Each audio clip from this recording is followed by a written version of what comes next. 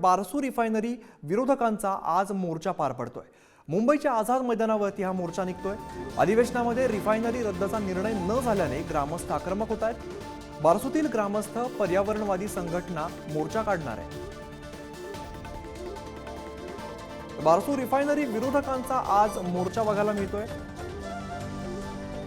मुंबईच्या आझाद मैदानावरती हा मोर्चा येणार आहे।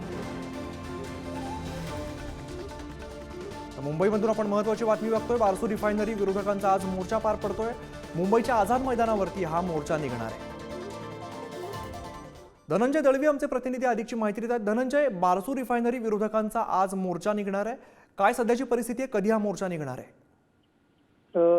अमित, आपण जर पाहिलं तर रत्नागिरी जिल्ह्यातील जी बारसू रिफायनरी आहे व ते पेट्रोकेमिकल प्रस्तावित प्रकल्पाच्या विरोधात आज बारसूचे सोलगाव पंचक्रोशीतले या सगळ्या संदर्भातले या रिफायनरीच्या विरोधात असलेल्या संघटना ज्या आहेत त्या आज आझाद मैदानात एक दिवसाचं आंदोलन जे आहे ते करणार आहेत। आणि या सगळ्याबाबत जर आपण पाहिलं तर जे कोकणातील ग्रामस्थ आहे, शेतकरी आहे, स्थानिक संघटना आहेत, त्या या सगळ्या आंदोलनामध्ये सहभागी होणार असल्याचं देखील कळतंय। त्याचबरोबर आपण जर पाहिलं तर जे रासायनिक जी त्या ठिकाणी जो प्रकल्प राबवण्यात येणार आहे त्यामुळे या सगळ्या त्यांनी हा लढा जो आहे तो उभारलेला आपल्याला पाहायला मिळतोय।